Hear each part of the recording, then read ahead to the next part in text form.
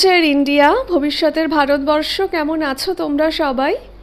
কালকে মাধ্যমিকের রেজাল্ট, তাই একটু ভয় ভয় লাগছে। তাই কি না বলো? মনে হচ্ছে যে অমুকের থেকে যদি আমার রেজাল্ট খারাপ হয় তাহলে আমি কি করে মুখ দেখাবো, অমুক যদি আমার থেকে ভালো রেজাল্ট করে। বা অনেকে ভেবেই নিয়েছে যে মনের মতো যদি আমার রেজাল্ট না হয় তাহলে আমি সোজা আমার জীবনটাকে শেষ করে দেব। তাই তো ভাবছো তো তোমরা? তাই শোনো, একটা কথা বলি, আমাদের এই চিন্তাভাবনাটা আসাটা না ভীষণ স্বাভাবিক একটি চিন্তাভাবনা। কারণ পরিবেশ, পরিবার, সমাজ আমাদের সামনে মাধ্যমিক পরীক্ষাটাকে এমনভাবে তুলে ধরেছে যে এই মাধ্যমিক পরীক্ষা যদি পাশ না করা হয়, পাশ বলাটা ভুল হবে, ভালো নাম্বার যদি এই পরীক্ষাতে না পাওয়া হয় তাহলে আমরা জীবনে একেবারে সফলতম অসফল ব্যক্তি হিসেবে চিহ্নিত হব। এর মানেই আমরা হেরে যাব মাধ্যমিকে যদি ভালো নাম্বার না হয়, এর মানেই আমরা আর উন্নতি করব না। তোমাদের তো বয়স 15-16, এবার এই বয়সে কতটাই বা তোমরা পৃথিবী দেখেছো, সমাজ দেখেছো, দেখোও তো নি বেশি। এবার তোমাদের সামনে এই চিন্তা ভাবনাটাকে এত বেশিভাবে, বেশি মাত্রায় আর ভীষণ গুরুত্ব দিয়ে প্রেজেন্ট করা হয়, তার জন্য তোমরা ভাবো যে এটাই জীবনের সমস্তটা।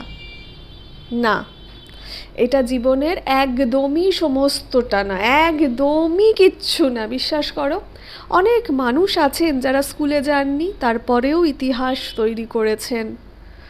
অনেক মানুষ আছেন যারা জীবনে অনেকবার ফেলিওর হয়েছে, তারপরেও ইতিহাস তৈরি হয়েছে। আসল কি জানো তো? আসল আমরা যে কম্পোনেন্টসগুলো নিয়ে জন্মাই, যেরকম ধরো আমাদের তো বিভিন্ন প্রক্ষোভ আছে যার ইংরেজি প্রতিশব্দ হলো ইমোশন। সেই ইমোশনগুলো যেরকম ধরো হাসি, কান্না, দুঃখ, রাগ, ক্রোধ, এগুলো সব ইমোশনের মধ্যে পড়ে। এই কম্পোনেন্টসগুলোর ওপর না আমাদের কাজ করতে আমাদের শিক্ষা ব্যবস্থা শেখায় না। যে ধরো আজকে তুমি ফেলিওর হলে, তার মানে তুমি হতাশ হলে, তার মানে তুমি ভীষণ কাঁদবে, তুমি ভীষণ দুঃখ পাবে। তো দুঃখ পাওয়ার অর্থ জীবনটাকে শেষ করে দেওয়া নয়। দুঃখ পাওয়ার আরেকটা অর্থও তো হতে পারে যে তুমি আজকে দুঃখ পাচ্ছ, তুমি আজকে কষ্ট পাচ্ছ, তার জন্য তুমি এটাকে, নেগেটিভটাকে পজিটিভে কনভার্ট করে দাও। যে আমি একটা শক্তি সঞ্চয় করছি, তো দুঃখ যখন হচ্ছে তার সেটা একটা শক্তি, সেই শক্তিটা তুমি সঞ্চয় করছো। সেই শক্তিটা সঞ্চয় করলে, যে দুঃখের কি বলবো, দুঃখের গুরুত্ব বুঝলে, যে দুঃখ এতটা যন্ত্রণা দেয়, মানসিক যন্ত্রণা দেয়, এই মানসিক যন্ত্রণাটা যাতে আমাকে আর পেতে না হয় তার জন্য আমি এইভাবে জীবনে এগোবো। মাধ্যমিকের রেজাল্ট খারাপ বা এইচএসের রেজাল্ট খারাপ জীবনকে আটকে দেয় না। জীবনকে কারা আটকায় জানো তো? আমাদের থিঙ্কিং প্রসেস, আমাদের চিন্তনের ক্ষমতা আমাদের জীবনকে আটকে দেয়। আসলে ওই যে বললাম, আমাদেরকে এইভাবেই সবসময় দেখানো হয়েছে যে মাধ্যমিক, উচ্চ মাধ্যমিক কী যেন একটা বিষয় যেটাতে যদি তুমি ভালো নাম্বার না পাও তোমার জীবন থমকে যাবে। জীবন এত সহজে যেরকম পাওয়া যায় না, জীবনকে তেমনি সহজে থমকে দেওয়াও যায় না। এটা মাথায় রেখো। আর জানো তো, সফল হতে গেলে প্রয়োজন কি? সারভাইভার হওয়ার। কি করে সারভাইভ করবে এই বিষয়গুলোকে জানতে হবে সফল হতে গেলে। সফল হতে গেলে একবার পরীক্ষা দিলাম আমি বিশাল সফল হয়ে গেলাম না। বহু মানুষ আছে জানো, যারা ছোট বয়স থেকে না কোনো সমস্যার সম্মুখীনই হয়নি, খুব ভালো অর্থনৈতিক দিক থেকে ভালো পরিবারে জন্মেছে, তাদের কখনো টাকা পয়সার অভাব দেখতে হয়নি, তারপরে তারা ভালো নাম্বার পেয়েছে জীবনে। কোনো একবার যখন অসফলতার সম্মুখীন হয়েছে সেই সময় আর পারেনি সারভাইভ করতে।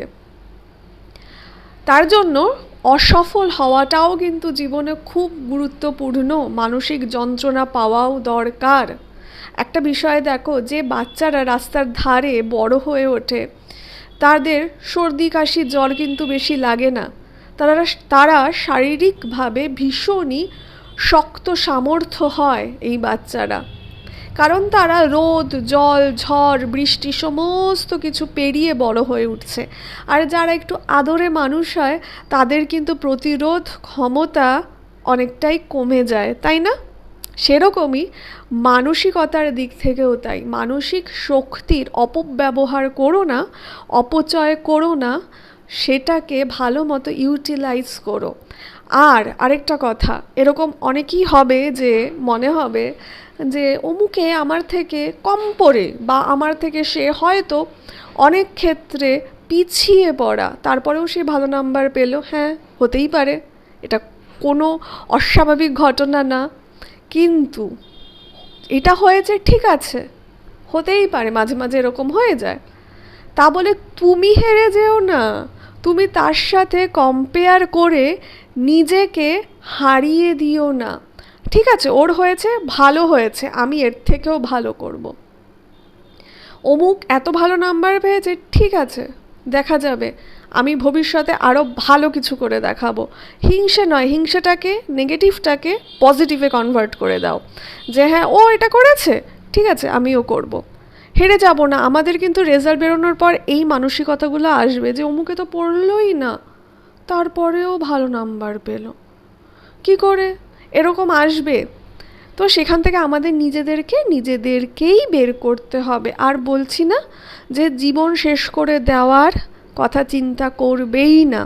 অনেক বন্ধুবান্ধব তখন থাকবে যারা তোমার থেকে অনেক কম পড়ে তোমাকে বলবে, কিরে এত পড়েও কি হলো? এটা হয়, এটা স্বাভাবিক, সেটা ওদেরও দোষ না, ওরাও তো বাচ্চা, ওরাও বোঝে না। কিন্তু জীবন অনেক বড়। আমি আমার ক্ষেত্রেই অনেক কিছু দেখেছি। আজকে যেই জায়গাটাতে বসে আছি, করছি সমস্ত কিছু, সেটাও খুব কষ্ট করে পেতে হয়েছে। আমিও ভীষণ যে বিশাল রেজাল্ট নিয়ে বেরিয়েছি তা না, আমাকেও অনেকে অনেক কথা বলেছে। এটা তো শুনতেই হবে, শুনে শুনে মন খারাপ হবে, মন খারাপকে সময় দিও, কিন্তু মন খারাপে ব্যস্ত হয়ে যেও না। একদিন সময় দিও, নিজেরা সেই মন খারাপ থেকে উঠে আবার দৌড়ানো শুরু করো। জীবন কিন্তু এটাই, কি বললাম, সারভাইভার হতে হবে। রেজাল্ট যেরকমই হোক, হেরে আমরা যাব না। আর কেউ যদি কম পড়ে খুব ভালো রেজাল্ট করো, তাদের ক্ষেত্রেও বলি, নিজেকে অনেক কিছু ভেবে বসো না, জীবনটা কিন্তু অনেক বড়। শেখার চেষ্টা করে যেও, কাউকে কখনো ছোট্ট করো না নিজের রেজাল্ট দিয়ে, কারণ রেজাল্টটা তো জীবনের সমস্তটা না, রেজাল্ট জীবনের কিছুই না। জীবনের যে আসল উপাদানগুলো দিয়ে জীবন তৈরি, সেগুলোর উপর আমাদের কাজ করে জীবনে এগিয়ে যাওয়াটাই হচ্ছে জীবন। আর তাই জীবনকে লক্ষ্য দেয়, তাই জীবনকে অনেক সুখ সমৃদ্ধি দেয়। আর আমার সাথে কেউ যদি যোগাযোগ করতে চাও, কেউ যদি মনের কথা বলতে চাও, একদম খুলে মেলে আমার সাথে মনের কথা অবশ্যই বলা যায়। তোমাদের যে ধরনের টেনশন হচ্ছে, যা হচ্ছে, সমস্ত কিছু আমাকে বলতে পারো। আমি তোমাদের সকলের সঙ্গে আছি। আমি আমার ইমেল আইডিটা দিয়ে দেব, সেখানে আমাকে মেল করো। আর সকলে খুব ভালো থেকো। আজকের রাতটা একটু টেনশন হবে। আর কেউ যদি মনের মতো স্ট্রিম না পাও, সেটাও হবে। সায়েন্স আর্টসের তো একটা দ্বন্দ্ব থাকে। অনেকের ভালো রেজাল্ট হওয়ার পরে বাড়ির লোক প্রেশার ক্রিয়েট করবে সায়েন্স নেওয়ার জন্য, তখন হয়তো বাচ্চাটির ইচ্ছা আর্টস নিয়ে পড়ার, সে পড়তে পারবে না। এই দ্বন্দ্বটারও কিন্তু পরবর্তী ক্ষেত্রে সৃষ্টি হবে। সেটা নিয়ে আমি পরবর্তীকালে ভিডিও করব। আপাতত এইটুকু নিয়ে থাক। তোমরা স্ট্রং থেকো, আর হেরে যাবে না। কি বললাম? সারভাইভার হতে হবে। দেখা হচ্ছে নেক্সট ব্লগে, সঙ্গে থেকো। আসি।